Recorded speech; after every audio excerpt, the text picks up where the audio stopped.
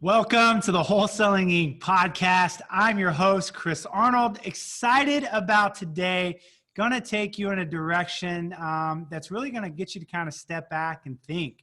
One of those topics to really get you to reassess how you think about business, how you purchase deals. And I've got a very special guest today, Chris Prefontaine. Let me give you a little bit of background. This guy's been in the game now for 30 plus years, which means he has been through the ups and downs of the cycle. So obviously with the current environment of what's occurred here in 2020, it's always great, I find, to talk to someone that's kind of been there and what strategies were effective, because obviously the strategies that are effective in certain markets, particularly up markets, are not always the same in down markets. You got to shift, right? You got to change the strategy. And so Chris obviously has written 3 books. I love this, 3-time best-selling author. And what are we talking about? We're going to talk about today buying on terms. So either you do or you don't know what that means, but if you stick around, man, we are going to pick his brain and figure all this out. So Chris Prefontaine, welcome to the show, buddy. What's up? Thanks, buddy. Thanks. Good to see you again. You too, man. So those that might not recognize your name, give us a snapshot. Where are you located? A little bit about yourself from your perspective. Sure. So we're in Newport, Rhode Island, the giant state of Rhode Island. Not quite as nice as we are sitting right now, but pretty nice. We have a family company here. We buy and sell, as you said, on terms. So it's my son and son-in-law and a great team. When we'll talk about terms, but then we also go out and help students do the same thing, buy and sell on terms all around North America. I love it, man. So this is your specialty, kind of your niche and your expertise, which is always great. And Chris, you know the old phrase, the riches are in the niches a lot of times. So let's break this apart. What does it mean to buy real estate on terms? What does that mean? Give us kind of like the elementary education understanding of this, particularly for those listening that might actually be new to real estate. Yeah, so coming out of the '08 crash, buying on terms for us was not using banks, not signing personally on loans, not putting your own cash up. And then to go further into how you do that, lease purchase, owner financing, subject to. Those are the 3 ways we buy, and that's it. Okay. So another phrase I hear that might resonate is creative financing or doing creative deal structuring, right? Absolutely. Not your traditional wholesale fix and flip. And so one of the questions I have is, why would somebody consider taking the time to learn all of this rather than just continue to wholesale and flip? I mean, they've got that education. It makes sense for them. Why would anyone even want to step into this and begin to unpack it? Yeah, and this is a great question. So it's not to step on toes. I get buddies all over the country that do wholesaling. But to answer your question, that the main thing for me is the amount of checks and the size of the checks, for one thing, meaning we create 3 paydays every deal. So it's not go do a deal, get a check. It's 3 paydays per deal. Super important so you get off the treadmill.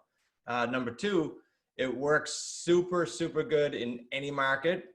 It just depends on how you manipulate each market. We'll talk about that perhaps, but we built it after the '08 crash, remember, to sort of weather storms, clearly not knowing COVID was coming.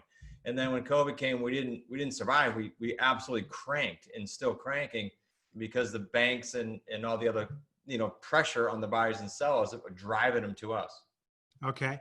So to kind of recap that, what I hear you saying is the reason this is valuable to learn is, would you rather get paid once or 3 times? And then more importantly, this is a tool that's most effective to weather a storm, which obviously we're weathering right now. So walk us through on how we can begin to understand how to buy on terms, like get our feet wet, kind of educate us on maybe some of the baby steps. How you want to break that down for us?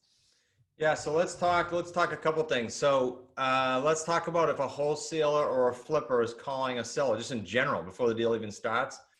I hear sellers will say to me, yeah, you just want to steal my house. So you just want to offer me cents on the dollar. We're paying market value in a lot of cases, as long as we get a long enough term. So let's do an example, especially for a new person. Lease purchase tends to be a simple entry for a new person. Why? Title doesn't transfer. It's literally a $10 deposit built into our agreements. I mean, it's an easy entry for someone new. So here's a lease purchase. Chris, you're the seller, let's say. And there's all different scenarios, but let's give you some equity. Let's say we agree that your house is worth about 300,000 and you owe 250, but you couldn't sell on the open market. Could be COVID, could be you might be slightly overpriced, whatever reason you can't sell. Okay. So I come in and say, all right, Chris, listen, you didn't get 300, but let's go ahead and protect your 50 grand equity that you thought you had. I will, at the end or before the end of the term of a lease with a purchase option built in, I will pay you 50 grand and I will pay off the underlying loan, which won't be 250 anymore. So that benefits me. So from a seller standpoint, they go, okay, hands off. I don't have to give up my deed yet. I know I get my 50 grand at the end of the term and my mortgage is taken care of in the meantime. I don't worry about my house. So it's a great way. If they don't need the cash, I can talk to any seller as long as they don't need the cash today. Okay. And so in structuring that deal from your angle, being the investor, how are you capitalizing in the sense of creating profit? Yep. Okay. So now we'll go on the other end. So now I turn around, and by the way, if I talk to you, the seller, and I'm new, I'm making this deal between you and I 100% contingent upon me getting my buyer. And who's my buyer? Someone that needs time. They got a credit challenge. It could be, again, COVID or not COVID related. They're self-employed. They need seasoning. They need time to report their income. Any buyer that needs time is going to go through our rent to own. We're going to pre-qualify them. We're going to make sure they are going to get a mortgage within the time frame we need them to get qualified. So where do the 3 paydays come in? Deposit up front, non-refundable, because remember, these are buyers. They expected to put money down and they got shut down for whatever reason. And what type of deposit would you see on something like that? What percentage or? We range 7.5% to 10%. And with COVID, we've been saying to buyers, look, we want to set you up to win. And in this current climate, the banks are looking for stronger deposits. So over the course of the term, we're going to schedule continuous deposits. But to get in the door, they got to be somewhere between 3 and 7 to show us that they're serious, that they are a buyer, not a renter. And that's off of the sales price of 300,000. Is that right? Yep. Okay. So Yep. You're picking up, let's say around 7%, which is, hey, not a bad chunk of change up front. 7%, Up front, 300,000. and then more over time. Like, Yep.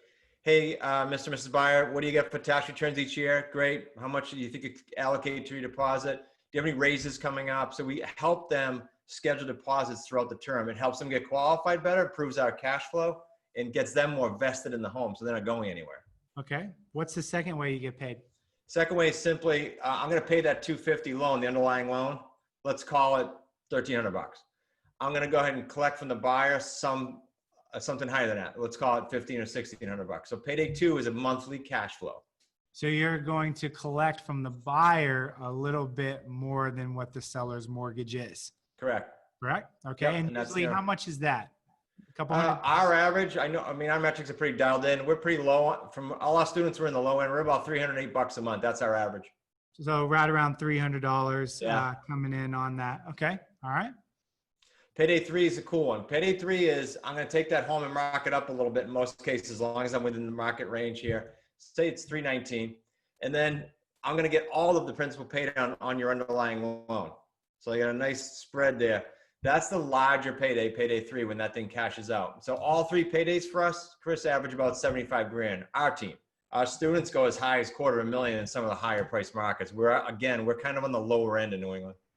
All right. And break down the math on that third one too, for someone listening to understand how that math works on payday number 3. Yeah, so let's do an exact on that house. So let's say we mark the home up to $319,900. So there's a 20 grand markup. Then whatever the principal pay down is, so an average term, let's use 36 months. And let's give it a small principal pay down of $300 a month. So that's another $3,600 a year, right? So it's another 10 grand over the course of 3 years, a little more than 10 grand. Gotcha. So we got 30 grand there. And then adding all of those 3 paydays, you'll take one deal, get paid 3 times, and on average make $75,000. Then let's say you wholesaled a potential deal and make we'll say 10 to 20 spread, looking nationwide, right? Yeah. I mean, we don't do them. I maybe did 2 in the last several hundred deals. We just don't do them. Okay. What's number 2 strategy on buying on terms? Break this down the same way. Give the example, kind of the value, et cetera, so students can really begin to understand.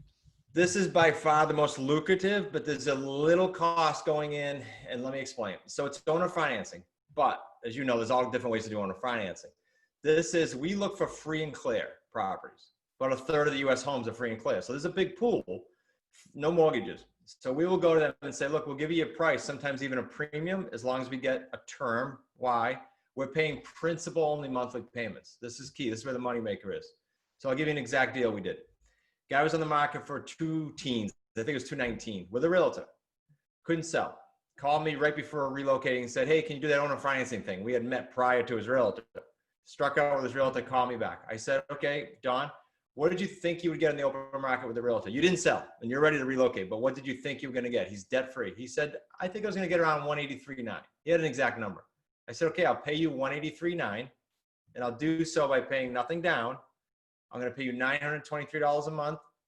That was my fancy metric. It's about $900, but it was $923. And I'm going to do that for 4 years. Principal only payments. He said yes to that. The only cost we have going in, so a brand new investor might wait and do this on the second or third deal, is I got to pay his transfer tax because he has a state that transfer tax.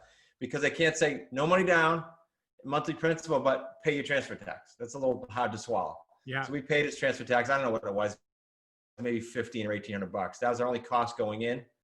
But picture that principal pay down now. Same way. We went out to the market at 225, bought it for 183. But every month, 923 is coming off principal. And payment of 923, we put the buyer in there at 1,500.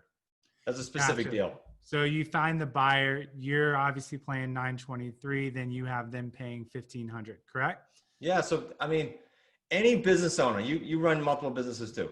Any business owner, the model of, hey, I need some cash now, I need some cash over time, and I need some cash later, that's a nice model.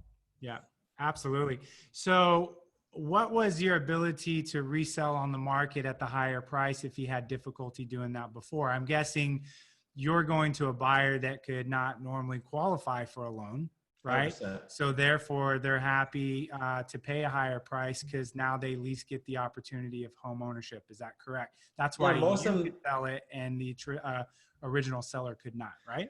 Yeah, 100% correct. Because most of them think, so many of them think that they're done. Like I've had people go through bankruptcy and say, oh, I thought he never could buy again. They're in tears.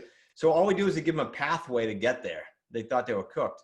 And so with COVID, I used to say 62 to 82% of the buyers can't get financing in a regular market in their current state without credit repair.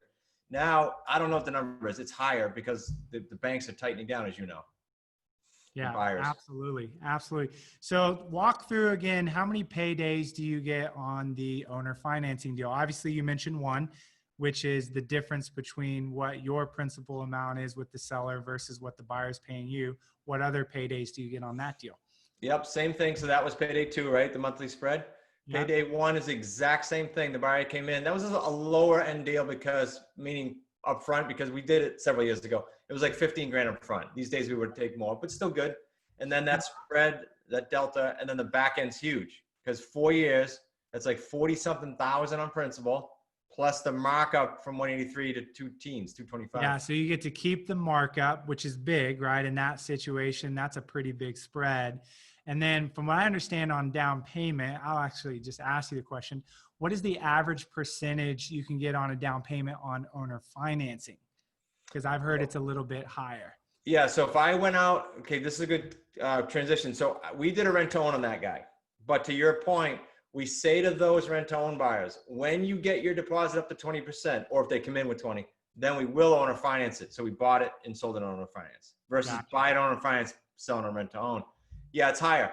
And you get stronger buyers. So we push 10 to 20 versus 7 to 10. Okay. And what's, again, if 75K is the average size of the deal on your lease option strategy, right?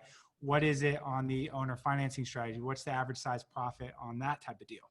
Yeah, I love this. So this is a metric you can bet on every time. If you do $200,000 home or up, that was 183 work. But I'm just giving you a metric. And you do 4-year terms or more, and you do monthly payments of 900 or more, it's a 6-figure deal. That deal I just explained to you was 128 grand without any extensions. And that's 128 grand over a what 4 years. Period of time? 4-year period of time. No, I like it. Okay. Excellent. So we got some creative deal structuring going on here. People listen might go, okay, I see this. This is some interesting ways to look at this. So let's go to the third strategy when it comes to buying on terms. What's this look like? Subject 2, a little more, as you know, a little more advanced. Subject 2 is going to be more for 2 ways we back into this. 1, someone's a little stressed out. They need debt relief. Whereas the free and clear person, they just want the best price, right?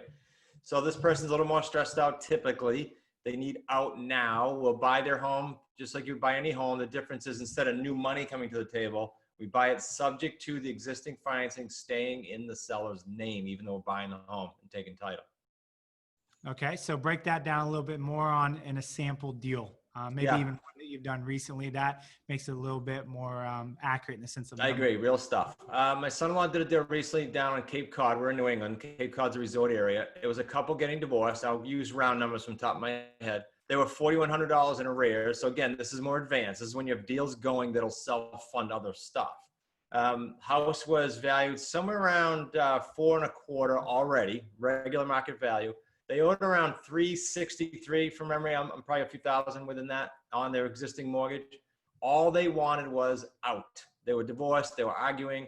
$4,100 in arrears. If we didn't do something, they were getting deeper and deeper, right? And the credit was getting trashed. So we agreed to buy the home subject to and catch up their arrears. The subject to was that balance of 363. So we're walking into immediate equity without having to jack the price up. So because the price is worth $425 all day long.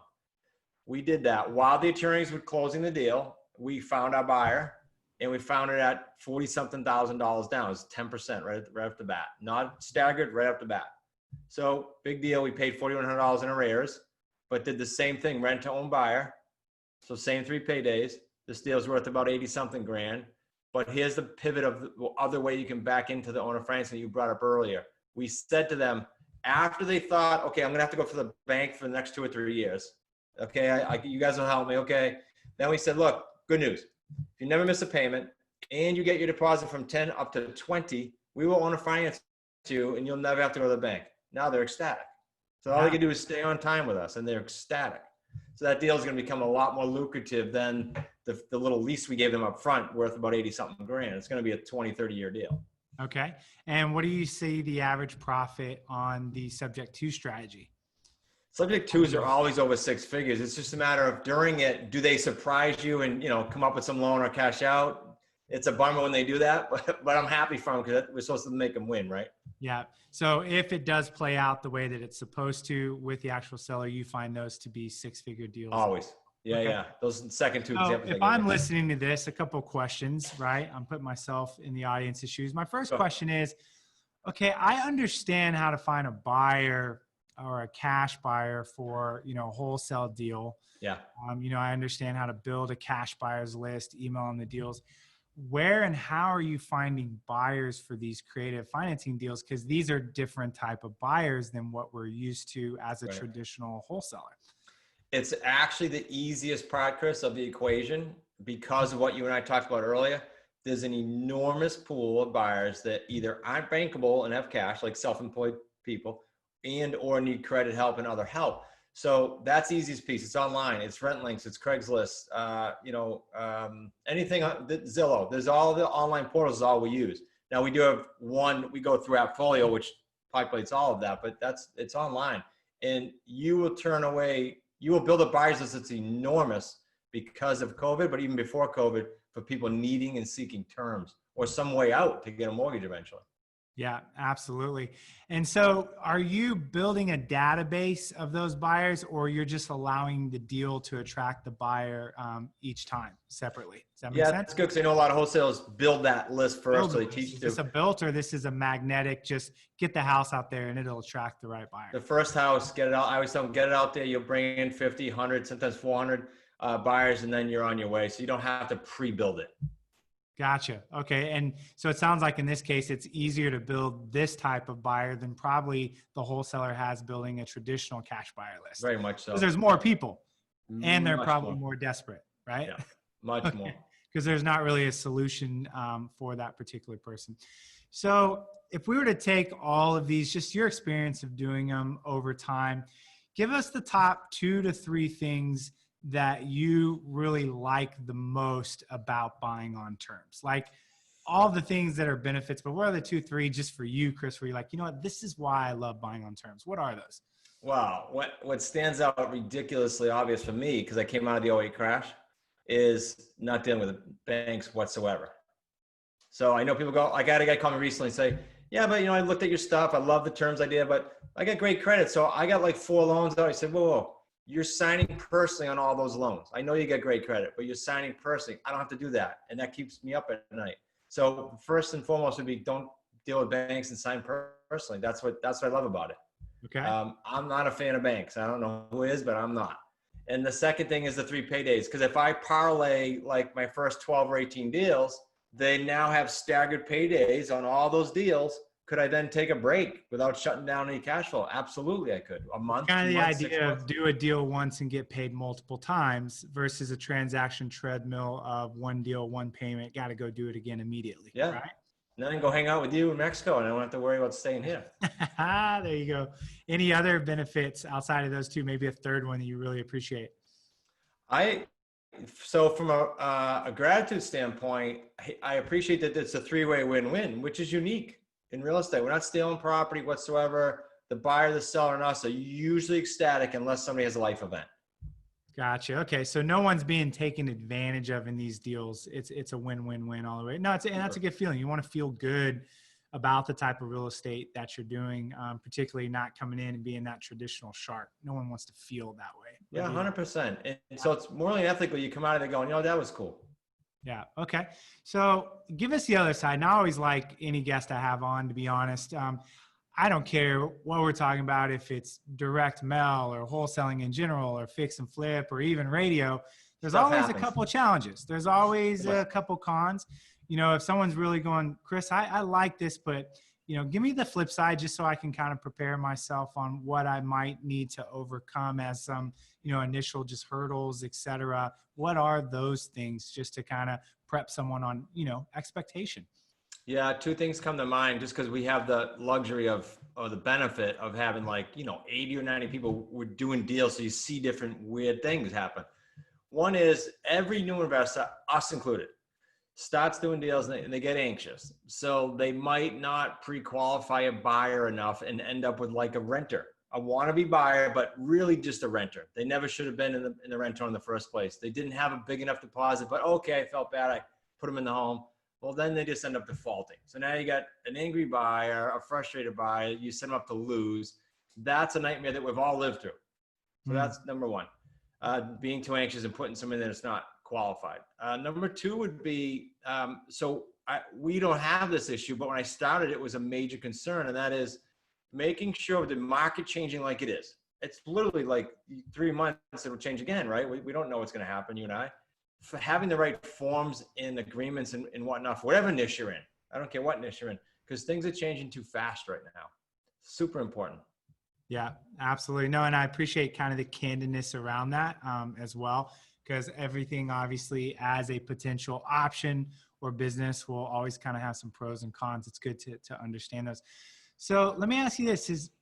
Is this a strategy for the seasoned investor?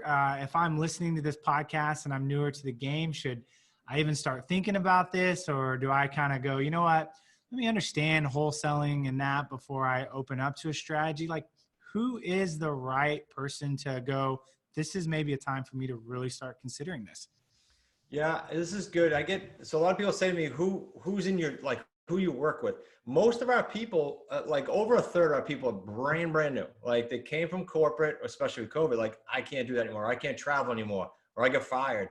So a lot of them are brand new, and they can absolutely learn it. I mean, over and over again, we have that. And then we have people that are seasoned on the other end of the scale who say, I can tack this on to what I'm already doing very easily. So it's just a quicker transition for them. Yeah, absolutely. Okay. So you have people that are new, kind of mid-level, and probably even some people that have been in the game a long time looking for another strategy. The one thing I can tell, to the audience, if this interests you, just my personal experience with, again, I run Multipliers Brotherhood. I'm around a ton of people at the top level of the game. I love networking. That's how I learned. Chris, you're the same way, right? The more of those relationships, it's kind of having your ear to the ground on what's happening, what's most cutting edge. And I can tell you with COVID, just generally speaking, a lot of the bigger players that really depend on wholesaling, fix and flip, some of the traditional stuff, they were kind of heading out and starting to move toward the creative financing. Absolutely. And the reason they were doing that is it's not necessarily something that they would do traditionally, not necessarily even something they might pursue if the market hadn't changed. But the one common thing I know is this: when the market changes like a 2008 or now, creative financing is the shift that you need to go No to question. because you have to. So part of the strategy of what I would communicate just to the audience listening in is it becomes a tool that's almost necessary, almost kind of mandated during a recession. It's kind of like, let me put it this way. It's kind of like short sales and, REOs on the brokerage side. Not saying I would generally always want to do short sales and REOs. And again, I know that, the type of deals you're doing are great year in and year out, right? Because the type of profit, but that's a strategy in the brokerage world that you might have to use for a season and then you move out of it. So if you're listening right now, what I would really want to drive home is that this is really relevant to the current environment as well. So Chris, you probably got some people listening going, man, this is really interesting. You were able to simplify. I hear these things like subject to, and I don't really know what they mean. So kind of thanks for an introduction to this. Sure. What might you want to kind of sum up in the sense of, what the audience needs to understand around this concept? Anything that I didn't ask or anything you're like, people really need to know this if they're, considering this strategy? Two things that come up a lot, Chris, would be, yeah, but this is work in my market, and yeah, but can I do this? Always, I get that one on radio. Of course. I don't care what niche. That goes against anything that's ever launched. No question. That's why I just repeat. So to that, just understand you can do it in your market, and it doesn't matter the price range. We have people. I was on a call yesterday with a seller for a student, $3.5 million house, same time, 60 grand house this morning. So all price ranges, all markets. Can you do it virtual? Yes. We started about a year and a half earlier than COVID, luckily, and started teaching more virtual. But look, it's acceptable with everything now, as you know, right? You run everything from afar. Yeah. So those are the two main things. But for the listeners, especially if they're new, it doesn't matter what niche. I'm not so naive to think, okay, this is the only niche, because all the niches are great. But if you look at what one you can get passionate about, and then find someone in it that's kind of doing it, so they're current, especially now with all this changes. And then third, just follow that or them for 36 months. Just there's so many shiny objects. Don't get distracted. You'll have a great experience. Yeah, absolutely. I think this is great. And I'll tell you the one thing I do know about my friends, right? My associates, my guys I run with, the ones that do buying on terms, they're all pretty passionate about it. Right. They tend to almost kind of have a bias of, man, this is the way I think real estate should be done. And it's just kind of something I've observed. I don't really see anyone that's going your direction that isn't doing it because they really don't believe in it. Like they're almost kind of zealous about these strategies is what I found. Yeah. Almost they kind of feel that they're superior. And that's not a bad thing. It's just, but it tells you, again, I'm looking at the people doing the strategies and, what is their lifestyle, right?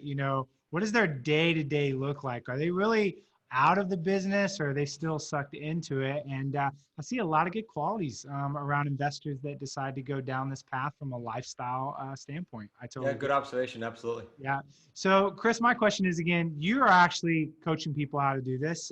Again, you don't just learn how to do these things without some type of guidance, right? Every time I want to learn something new, the first question I ask is, who's the best person to show me how to do it? Yeah, you mean both. So tell us a little bit about how you're helping students do this. And if someone's interested, how in the world they, find out more and begin to ask questions and, look at potentially hopping on board with what you're educating.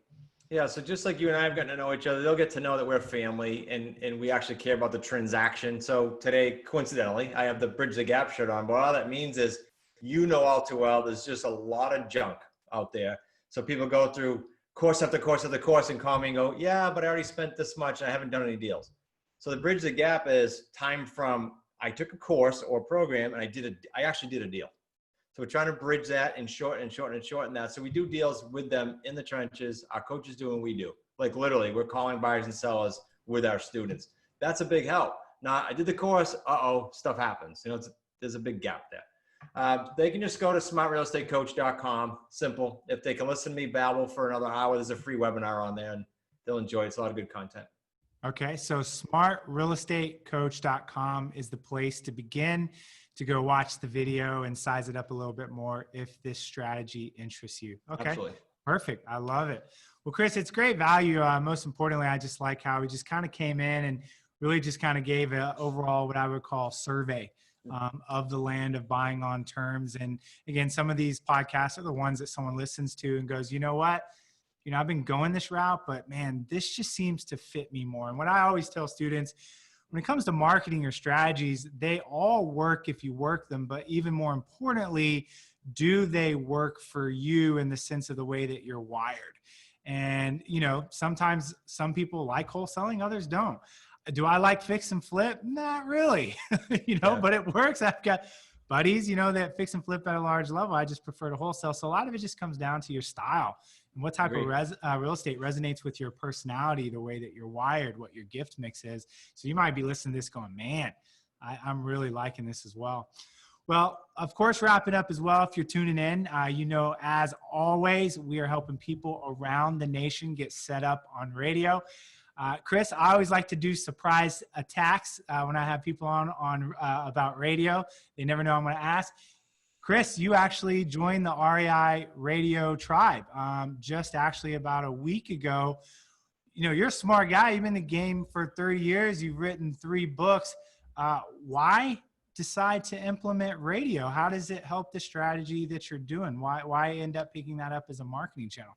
I'm talking way before I was an investor, I've always looked at variety of leads.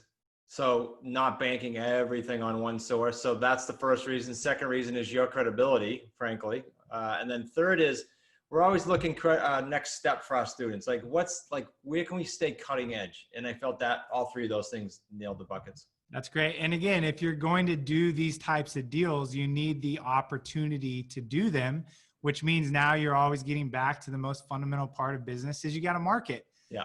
Yeah. You got to be able to market to generate the opportunities to do whatever exit strategy you want, whether it's buying on terms, wholesaling, or fix and flip. So Chris, really excited to be able to get in and help you set this up in your market as well. So if you're tuning in and you're like, man, I just keep hearing students talk about radio, how well it's working for them. I see guys like Chris that are super savvy signing up. Again, go to wholesalinginc.com/REI radio. Again, wholesalinginc.com/REI radio. Book a call, see if your market is open before it is sold out. Chris, thank you for your time. Anything else buddy. you want to say before we shut it down, or man, you got it all out? I think it's good. You can do it. You can go after it and get it done. All right. Thank you guys so much for tuning in. Until next time, we will see you soon to add more value. Talk to you guys later. Thanks so much.